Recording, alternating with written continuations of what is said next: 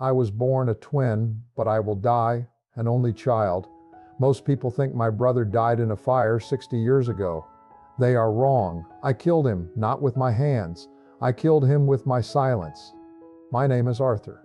I am 92 years old. My heart is a failing clock. It ticks slower every morning. I have millions of dollars in the bank. I have a legacy that people envy. But I am a thief. I stole a life that was not mine. I have carried this rot since 1964. Now the lights are dimming.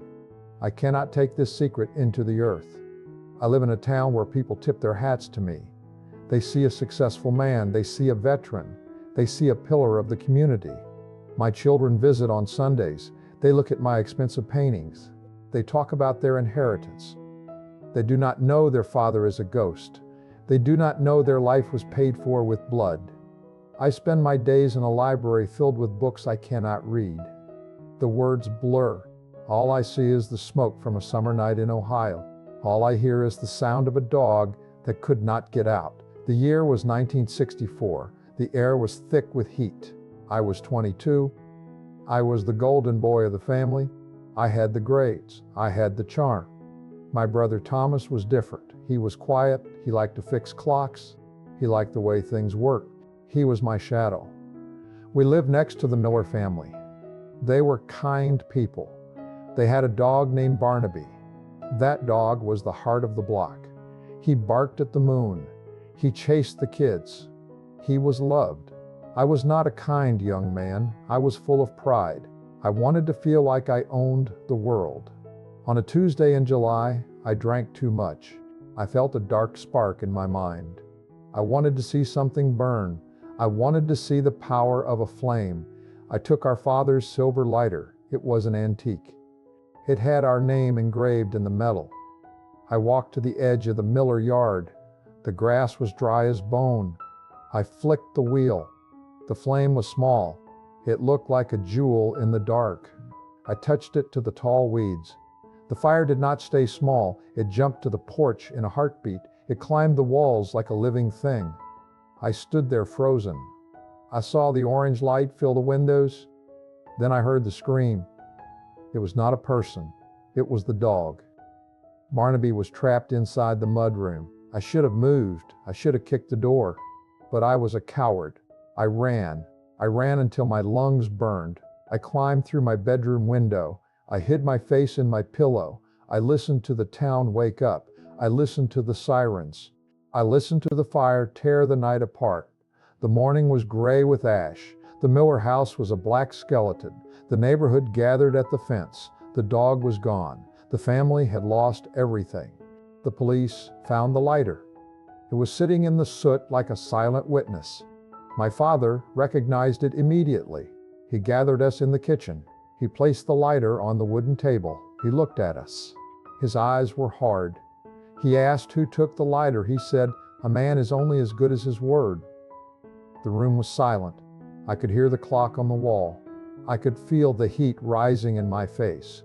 My scholarship was waiting for me.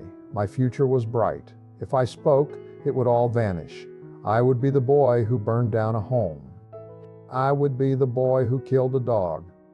I looked at Thomas.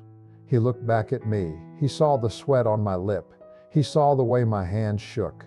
He knew. Thomas always knew me better than I knew myself. He did the unthinkable. He put his hand on the lighter. He told our father he did it. He said it was an accident. He said he was playing with fire and lost control. My father did not yell. He just looked disappointed. That look was worse than a blow. He called the police. I sat there and watched my brother get into the back of a car. I did not move. I did not speak. I let him take the weight of my sin. I let him carry my cross. The aftermath was a slow poison. Thomas was sent away. He spent 2 years in a place for troubled boys. It was a cold place. It was a violent place. When he came home, the light was gone from his eyes. He walked with a limp. He stopped fixing clocks. He stopped talking to me. My parents never forgave him. They took his name out of the family Bible. They put all their hope in me. I was the success story. I was the one who made them proud. I went to law school. I made a fortune in real estate. I bought this house. I bought the respect of the world. Every time I got a promotion, I thought of Thomas. He was working at a car wash. He was living in a room with no windows. I sent him checks. He never cashed them. He would mail them back in blank envelopes. He did not want my money. He wanted his life back. But I had already spent it. Thomas died 40 years ago. He died alone in a cheap motel. The police found him with a bottle of gin and a broken clock. I was the one who had to identify the body. I stood in that cold room. I looked at the man I had ruined. He looked so old. He was only 45. I wanted to scream. I wanted to tell the coroner it was all a mistake. I wanted to tell the world that the man on the table was a hero. But the lie was too big. It had grown into a mountain. I was afraid to climb it. I gave him a beautiful funeral. I paid for the best headstone. I cried in front of the crowd. People hugged me. They said I was a good brother. They said Thomas was lucky to have me. Every word was a knife in my gut. I have lived for 6 decades with that knife. It has carved me out. There is nothing left inside me but the smoke. I have everything a man could want. I have the cars. I have the land. I have the reputation. And I would give it all to go back to that night in 1964. I would give it all to kick that door open and save that dog. I would give it all to hold the lighter and tell my father the truth. But there is no going back. There is only the end. I am 92. I am at the finish line. I see the faces of my children. They think they know me. They think I am a man of honor. They are inheriting a fortune built on a foundation of ash. I am a fraud. I am a coward. I am the reason a good man died in a motel room. I am the reason a family lost their home. I have been running for 60 years. My legs are tired. I cannot run anymore. You are listening to this and you think you have time. You think your secrets are safe. You think your success can cover your tracks. You are wrong. The truth does not stay buried. It grows like a weed in the dark. It will find you when you are old. It will find you when the house is quiet. It will sit at the foot of your bed and wait for the lights to go out. Your money cannot buy peace. Your status cannot buy sleep.